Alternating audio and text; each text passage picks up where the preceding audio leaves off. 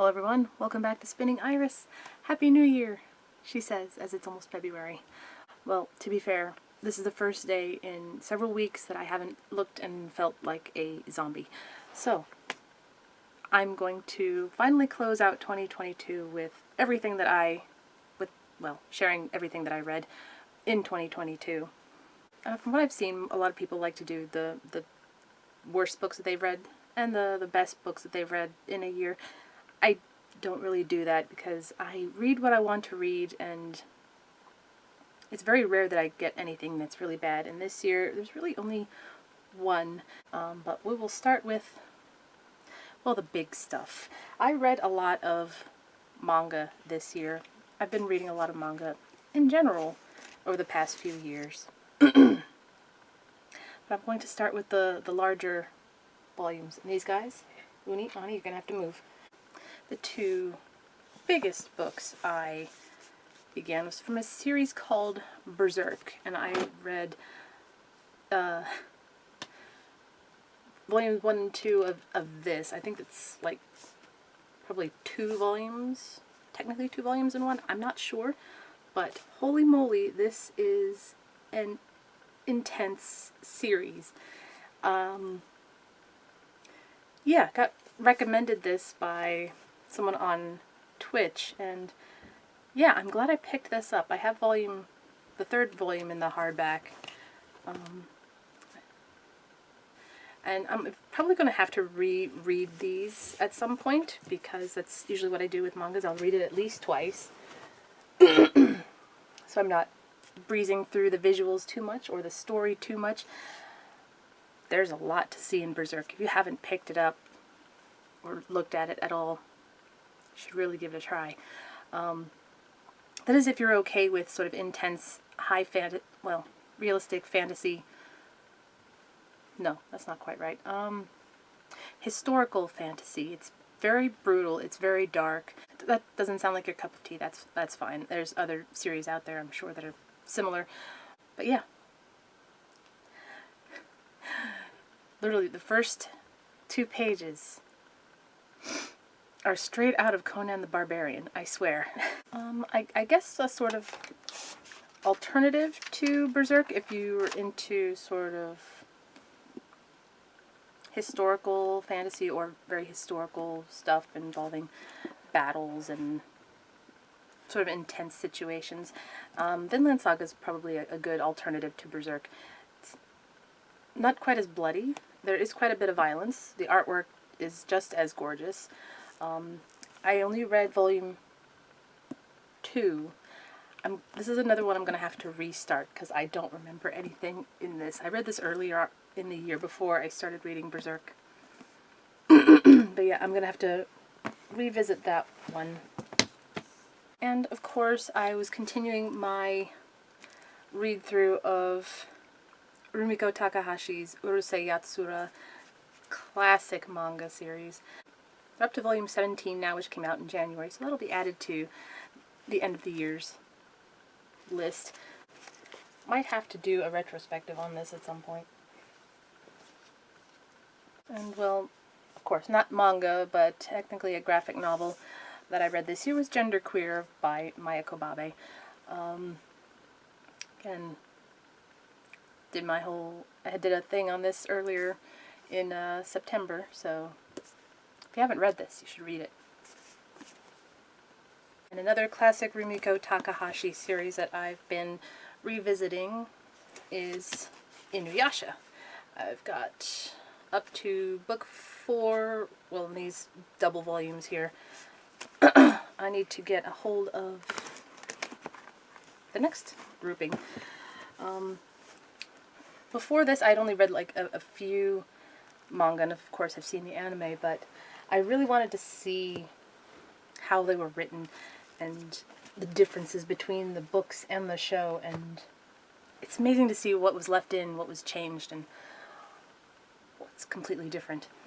While doing some searching for whatever book or manga I happened to be looking for at my local secondhand bookstore, I accidentally discovered this series here. It's by Kosuke Uno. I think I said that right. Maybe not. Sorry. It's called The Way of the House Husband. I looked over, I saw this face like, what in the world is this? So I picked it up, I skimmed through a few pages, and it had me giggling like crazy. So I was like, I have to get a couple of these and see what it's like. And it is so goofy.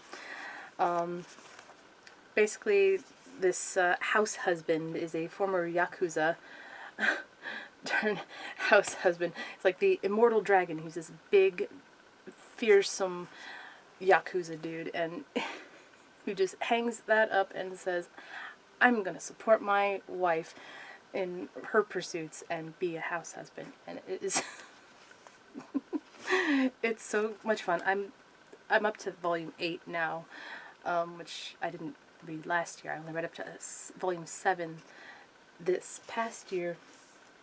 But yeah, if you're looking for something goofy with honestly some decent hints and insights into housekeeping with a Yakuza edge, this is definitely worth checking out.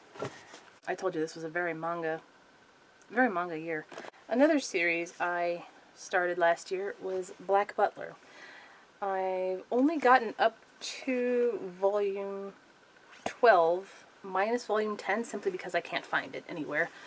But I remember watching the anime when it was readily available. It was bizarre. It was, yeah, bizarre is a good word for it. It's based in history, but definitely revels in the fantasy and sort of alternative history. Yeah, I haven't read volume 10. That's the only one that's missing from this. But what's nice is in volume 11 there is some general recap of events that happened in volume 10 from Sebastian's perspective. Yeah. Another good series. It's a lot darker than I thought it was compared to the anime in some ways. I've also seen the live action film, which is quite good. And another adorable little series that I just happened to find at Barnes & Noble when I was just wandering through the manga section for whatever reason. I don't remember what I was looking for. I came across Stitch and the Samurai. It's only 3 volumes. It's authored and illustrated by Hiroto Wada. Obviously in collaboration with Disney. It's sort of an alternative take on Stitch's journey. Instead of meeting Lilo, he's meeting this samurai named, what is his name? Lord Yamato. It is adorable. Literally, this samurai, he sees Stitch for the first time, and his first reaction is, I want to pet him. I want to snuggle him. It's cute. It has some similar beats that are in Lilo and Stitch, but of course with a feudal Japan twist to it. So if you like Stitch, if you like Samurai, if you're looking for something cute and short, this is pretty fun. I'm still reading Rumiko Takahashi's new series, Mao. I had to reread the earlier volumes because I got to volume 6 and there was some things that I had to go back and figure out if I'd read them correctly, and reading it through from the beginning to the current point, just to seeing how the characters are steadily revealing themselves or growing and changing, and how they were at the beginning, how they are now. It's just, oh, it's so good. It's also really cool to go from Urusei Yatsura to Inuyasha to Mao, just to see her evolution as a creator, as a writer, as an illustrator. It's just so fascinating. Alright, and that concludes the graphic portion of what I read this year. Everything else was very much sci-fi and fantasy, with a couple of random things inserted here and there. Like the first book that I read last year was 7 Dirty Secrets by Natalie Richards. it was good. I didn't enjoy it as much as I enjoyed Five Total Strangers, but this one did keep, it was very nice, intense, young adult thriller. Then, of course, as I said I read Wicked and Son of a Witch by Gregory Maguire. The plan was to have read the other 3 novels as well as these 2, but I ran out of time and just energy, and a lot of things just kept getting piled on. But I hadn't... This Wicked was a reread, and Son of a Witch was a new read, and it's basically an immediate continuation of Wicked following the son of the witch, Lear. And it had some interesting surprises in there as well. And then, of course, I read Sophie Aldred's Doctor Who at Childhood's End, her ace story. I read Larry Niven's Integral Trees. And I read some Dickens ghost stories. I read one here for YouTube, and then I read a couple others just to figure out which one I wanted to read out loud for everybody. Like I read The Queer Chair, which I had considered reading specifically for Victober, but it's just a little too, it wasn't scary enough in my opinion. It didn't have that ghost story tension that I was looking for. A Christmas Carol is in here, which I've read before, obviously. The one that I read, of course, was To Be Read at Dusk, which was a lot of fun. The other one that I had also considered reading aloud for Victober was Well Authenticated Wrappings. So I did an initial reading, and it seemed okay. And then I did a read aloud to myself, and I realized, oh, that's what this story is. It's a ghost story, but not really a ghost story. It's a... Well, part of it's a very digestive story. But yeah, ghost stories are a lot of fun. It's really nice getting a different taste of Dickens. And then, of course, I finally finished Our Mutual Friend back in December. I had a nice moment where I was able to just sit and read. And this is one of my favorite Dickens stories. I haven't read many, and I haven't seen visuals of many, but I love Our Mutual Friend. This, aside from A Christmas Carol, this was sort of my introduction to proper Dickens literature, because I think I'd seen Oliver Twist when I was very young. I didn't much care for it, but I came across the miniseries for Our Mutual Friend and loved it, and I loved the novel as well. Almost wish that I had an edition of this with the sort of notes in the back that I had for when reading Little Dorrit, but I don't know. I feel I was able to get out of this what I wanted, and it's just so good. Just so good. A couple odd little ones that I read this year. An Elderly Lady is Up to No Good by Helen Thurston, translated by Marlene Delargy. It's little short stories about this little old lady who is a murderer. Not because she's going out of her way to kill these people. They just kind of bother her, and she's like, okay, you have to die. Sort of. That's a very bad generalization, but that's sort of the general gist of it. The other odd little one that I read this year, sort of off and on, was It's Not Easy Being Green and Other Things to Consider, from Jim Henson, The Muppets, and Friends. Just little quotes and little anecdotes about Jim, by Jim. Yeah, like I said, quotes from Jim Henson, quotes from various characters from the shows and movies, like this one from Cantus Fraggle, No time is wasted time. Yeah, good little read. Don't fall. Also got my Nora Roberts fix this year. I didn't read as much I did not read as much as I had anticipated, but I pulled an old one off of my shelves. The McGregors, Serena and Kane. Classic Nora Roberts, very early Nora Roberts, and you can tell because this is 2 novels in one book. Considering how she writes nowadays, I could see a lot of this stuff being drawn out a little bit more embellished a little bit more. Maybe better, even better introductions to different characters in the family, but still overall interesting. I don't.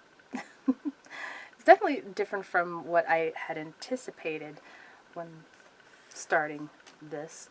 But yeah, I'm looking forward to getting to the other McGregors. I previously read the, I guess it was sort of an add-on to this series. It's just Serena. No, what was it called? It was Rebellion. It was the original Serena's story. Yeah. I remember it's kind of like Outlander in a way without the time travel. And of course I was reading a lot of sci-fi. I read Quantum Leap Too Close to Home by Ashley McConnell. More Than Human by Theodore Sturgeon, some classic sci-fi of a different vein. And I finally got around to Michael Crichton's Andromeda Strain. I had this on the Spin Tag TBR, but I was looking for something to read and I just grabbed it and read it. Now I finally understand what people say when they talk about it. And of course, we finished H.G. Wells' The Time Machine. I also read another H.G. Wells short story when I was figuring out which ghost story to read. It's called The Red Chair. It's quite good. I might read it again for you guys this year. Yeah, Time Machine was kind of what I was expecting and not what I was expecting. I also read Star Trek Deep Space Nine, The 34th Rule by Armin Shimmerman and, what's his name? David R. George III. Yeah, I have a review coming up for this one. And also as a companion, I reread through the Ferengi Rules of Acquisition by Quark and Ira Stephen Bear. Yeah, if only we could get away with this. Rule number 1, once you have their money, never give it back. And then, of course, I have the bad book of the year. Well, the worst book I read this year, we'll say. Flesh of the Blood by E.A.H. Hannon, which produced an interesting conversation in the comments on this video. Sorry that just stopped abruptly. It's just YouTube is not the YouTube comment section is not the best place to do that sort of thing. Yeah, this one was a major letdown in the hype the author was producing at the convention. But of course, he's trying to sell his product, and I'm glad I didn't buy all of them. But I did get a copy of the second book, and I'm going to see how that follows up this Lord of the Rings wannabe. And the last two novels that were read last year, A Court of Thorns and Roses and A Court of Mist and Fury by Sarah J. Maas. I have a review for this one coming up as well. And I have 2 more books in the series to read this year to find out what happens after this one. This is what I read this year. I'll probably reread Mao again this year because I love it so much. And I might read a couple of the later volumes of Black Butler once I get the next volumes, just to sort of keep my mind fresh and where the characters are and what they're doing. Oh. That didn't last long. So yeah, that's what I read. And here's to another year of good reading and good books, and hopefully all of them are good books. I have a feeling there's going to be some bad books. Yeah. But that's just the way it is. If you have any suggestions on what to read this year, I have an idea of what I want to do. But if you have any recommendations or suggestions or anything, just let me know. Hope your reading last year was good. Hope your reading this year is even better. Take care.